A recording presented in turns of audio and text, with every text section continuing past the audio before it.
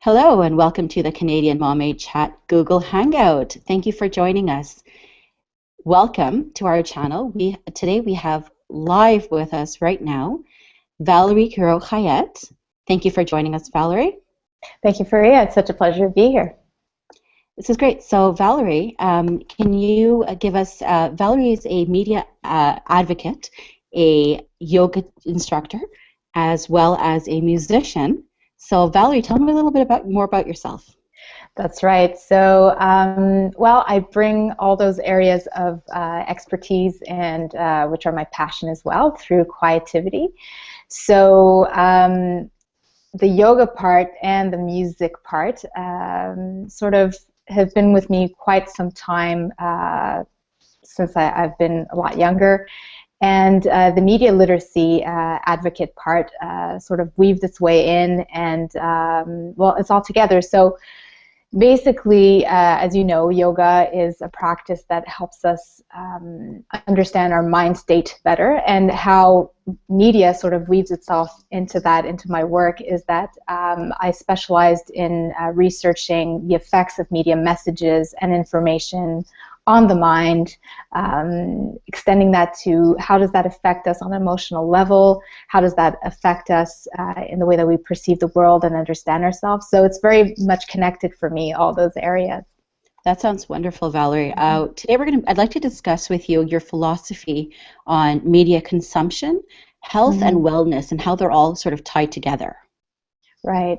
Well, I think that we're at a time now where people are becoming more and more conscious of their health. Obviously, there's a big wellness boom, but also we're very conscious about what we put in our bodies. Right. We go to yoga class, we go to the gym, we watch what we eat, we make smoothies, green juices, but we don't always also think about what we ingest with our minds, right? We're in a very much media, perpetual mediatized world, especially in the West.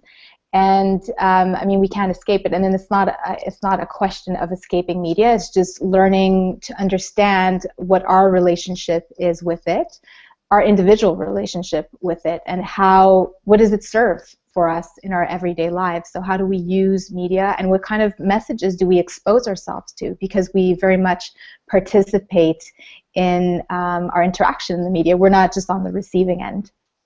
I think that's really interesting, especially given that I spend a lot of time on social media with Canadian-Mohamed.com, and we're doing all of our social networks, and there's a lot of people these days who spend several hours a day in front of a computer, on their phone, on their tablets.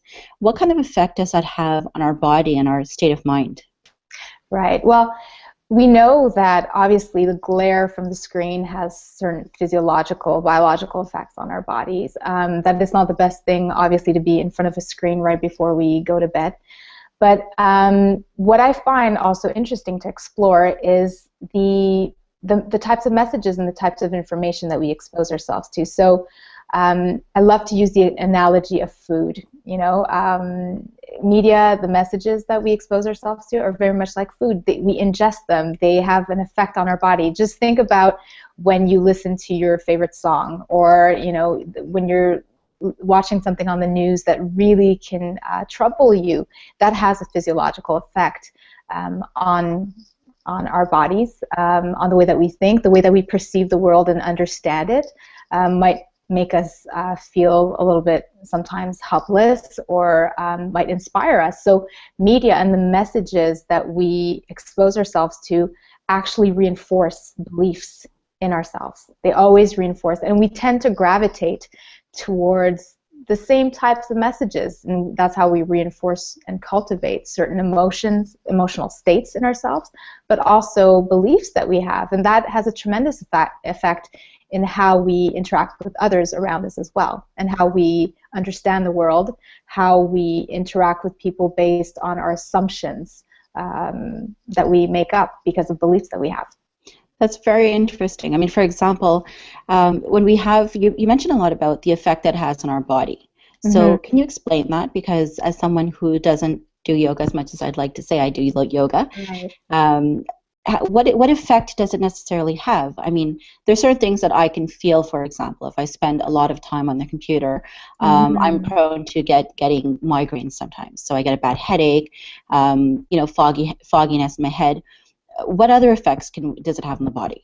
Right. Well, I mean, one of the simplest examples is that if we're sitting in front of a screen all day, right, we're not moving as much, affects our posture, things like that, obviously.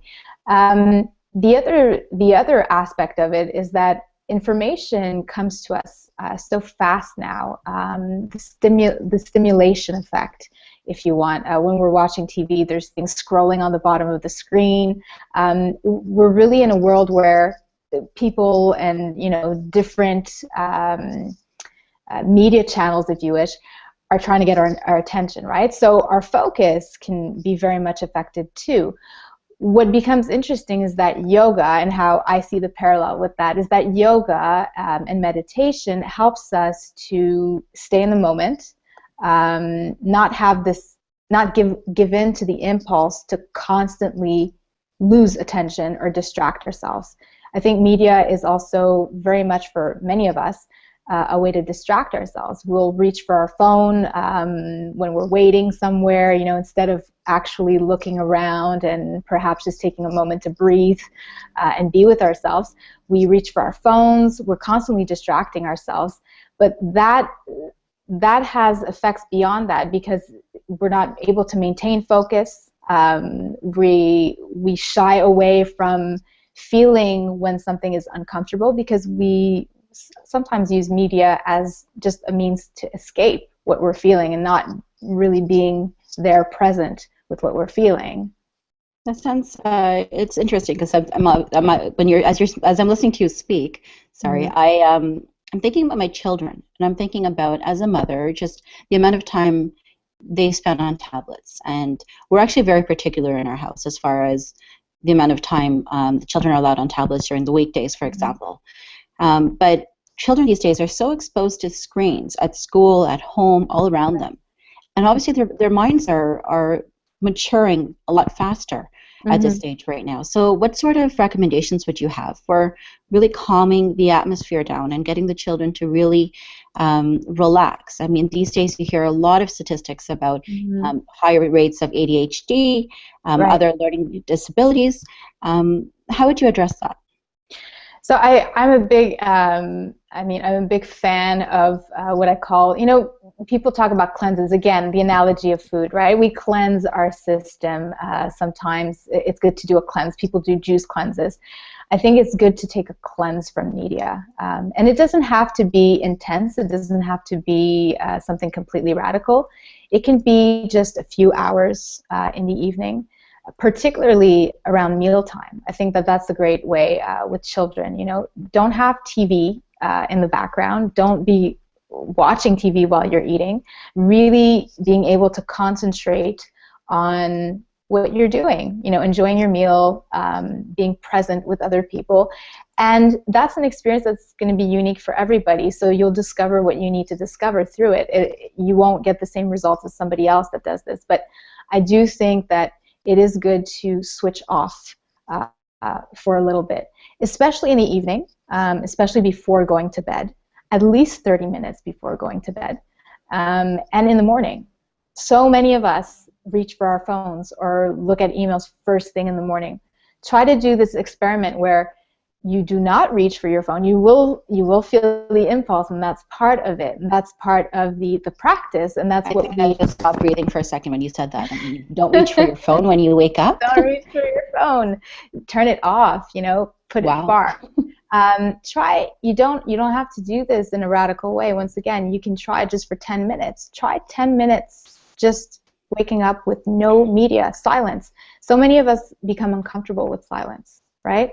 It's just discovering what that makes you feel and how you are in that state. That's what it is all about, and that's what yoga is about too. It's learning more about yourself and understanding what's going on inside your mind, listening to your inner, monologue with yourself or dialogue with yourself, and just understanding that. it's very simple, but you have to experience it to find out what that is for you and what you need to learn from it. But I definitely think that a great way to start is that at the end of the day, going media free, and at the beginning of the day, going media free. That's a great place to start. Those are some really great suggestions. I think we can all benefit from that. I mean, I joke, I work in social media, so I am accustomed to picking up my phone and checking it. But lately, I actually have acclimatized myself to making sure that when the children come home from school, I'm really just kind of have some off time with my phone away from me. And it also reinforces that to the children. I read a lot of articles where parents are not present with children, and I think that's really sad. As a generation, it's something that we're accepting more and more as time is going on, and I find that I can see a change in my children's behavior immediately if I pick up my phone and I'm checking that email or I'm responding to a tweet. All of a sudden, they become more disengaged and they're just start acting up more, and sometimes it's a cry for attention. So these are all really relevant points. I mean, I'm listening to you speak, and I can relate it back to my own life.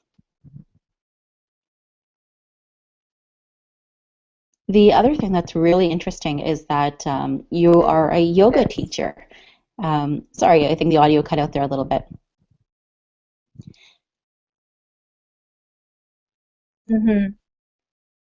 That's okay. The other thing that was very interesting is, as a yoga teacher, I mean, you're involved with media and yoga, and you're a musician with this melodious, beautiful voice. Thank you. I would really encourage all of our viewers to go check out your YouTube channel, Quietivity, and you're really inspirational videos, and I think that they're really calming. So later on in the show, we're going to be wrapping up with a really beautiful mantra and a special sneak peek performance as you'll be playing for us. I'm very excited for that. But can you talk to us a little bit more about the effects of media in our daily lives, and just the long-term effects that we might not consider? Right.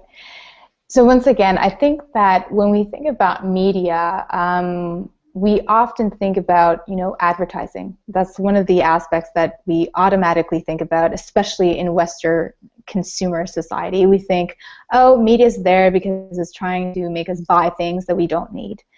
Of course, there is that aspect, but the other aspect about media and the way that we engage in it is that it really does shape the way that we understand the world and the way that we understand ourselves. Okay.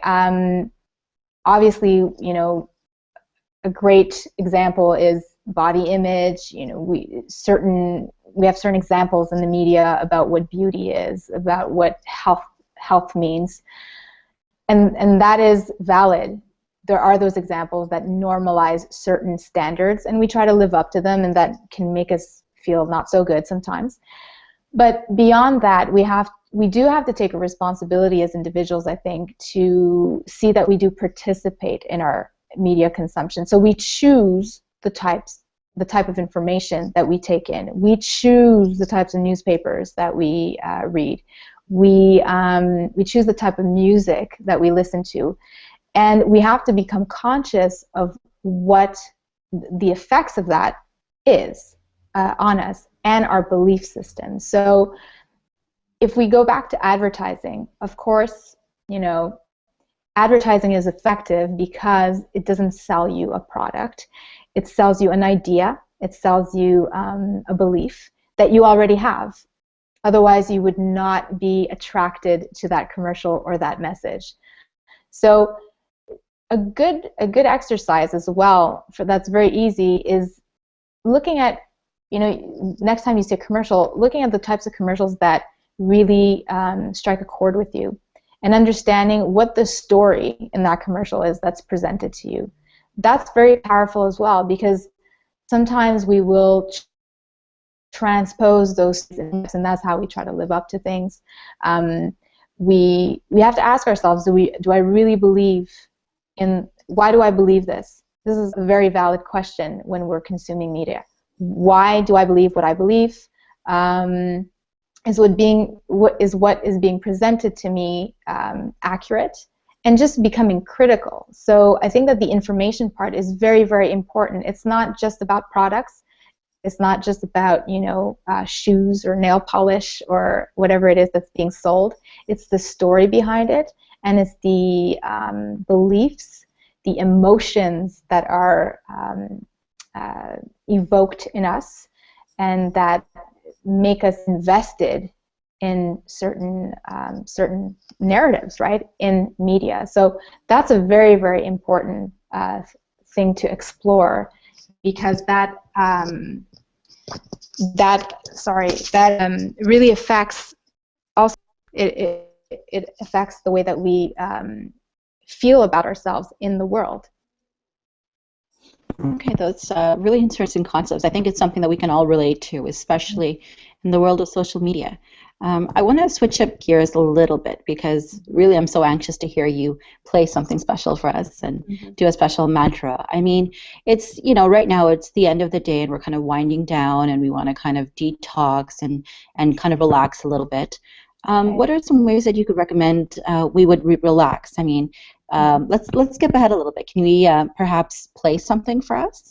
And can we work on some of the mantras that you talk about on your YouTube channel at Quietivity? Absolutely.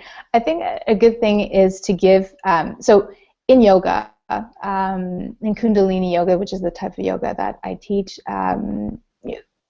when you adopt the yogic lifestyle, you do your yoga every day, and that's to give yourself a certain routine, okay? And that becomes very important. I think that's a component that we can apply also at the end of the day when we're winding down. We can find a routine, doesn't have to be long, something that signals to our bodies that, it's time to wind down. It can be as simple as taking, herbal tea. It could be just dimming the lights. It can be putting your favorite calm music on, something that signals to you that, now you're entering that space and creating that space for yourself. It can be an actually fun thing to do that. So give yourself that routine to unwind.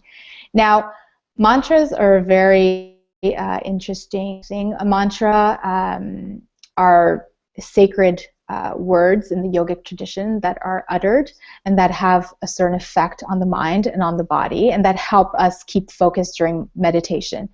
One of my favorite ones is called the Kirtan Kriya, which is the mantra, which is very simple, Sa, Ta, Na, Ma. And that mantra has to do with cycles and transformation. It can be great for if you're going through change and you want to help yourself go through the cycles.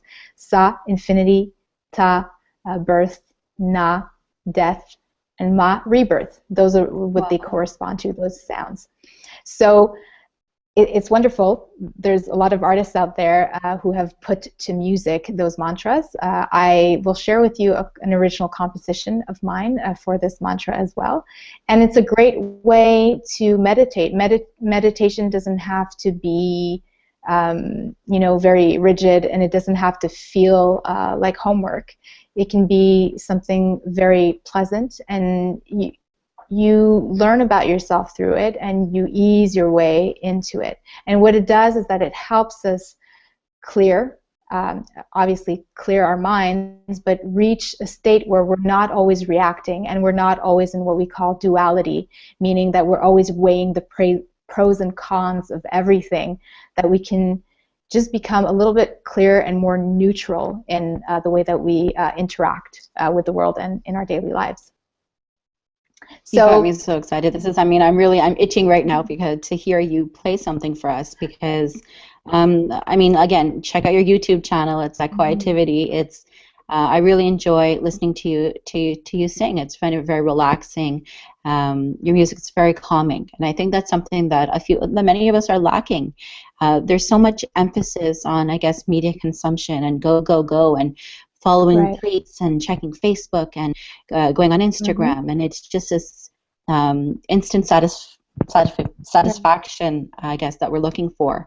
And you raised a good point, because at first, when you calm yourself down, it may feel foreign. It might feel like a foreign feeling to be peaceful, to be still. And we might feel uncomfortable. So again, we're trying to distract ourselves because we're used to the adrenaline, to the overstimulation that comes along with all our media consumption.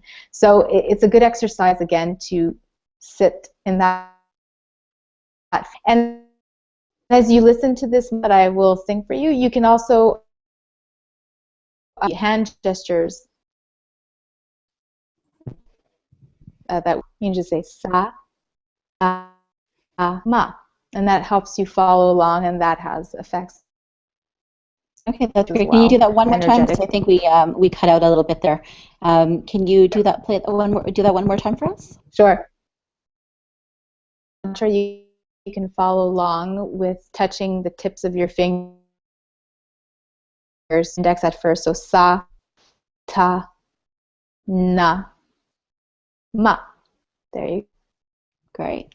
There you go. So you can just rest your hands on your knee.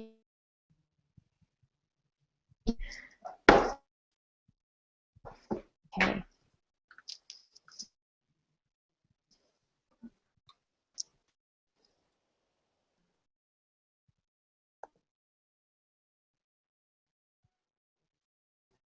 Few minutes, reap the benefit with just even 3 minutes a day. Not even. If you have only 1 minute, that's better than none.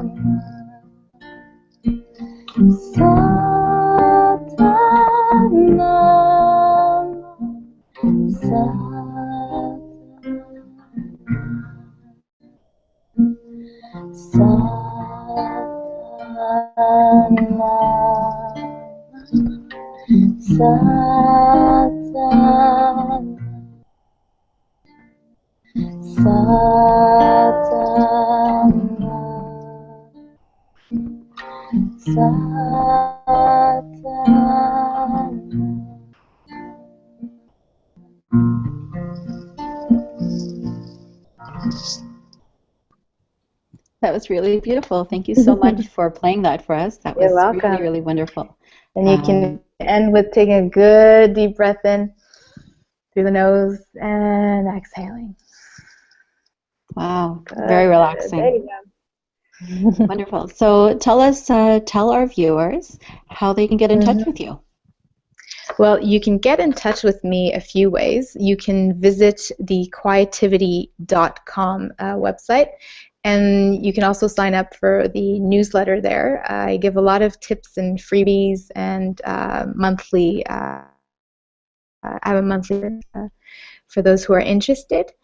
If you're in Montreal, every Tuesday at 7:45 p.m. I'm at Equilibrium Yoga Studio with some live music. So I sing sometimes at the end, but I have these wonderful musicians that are there for the class.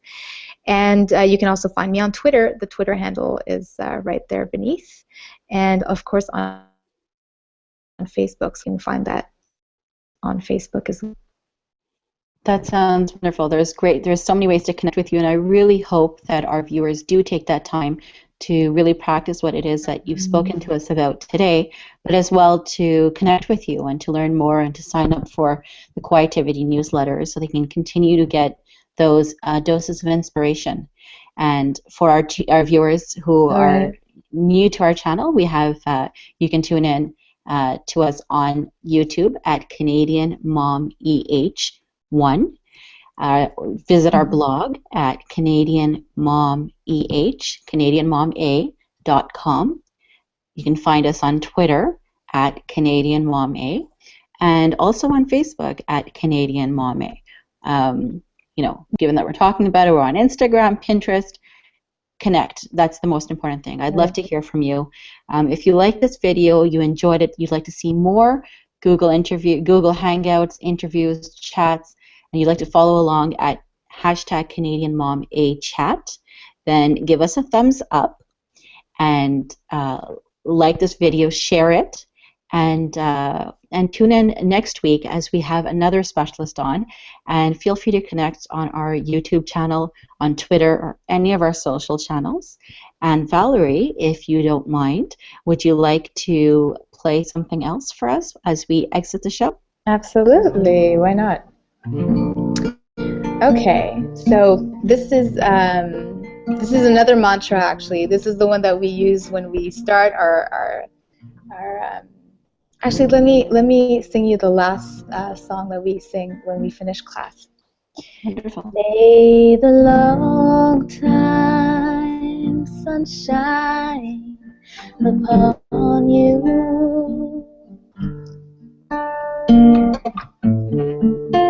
All love surround you,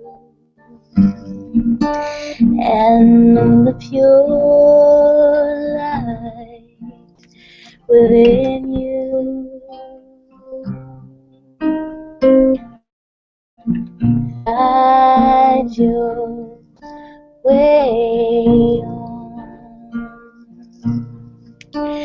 May the long time sunshine upon you. Oh, love surround you,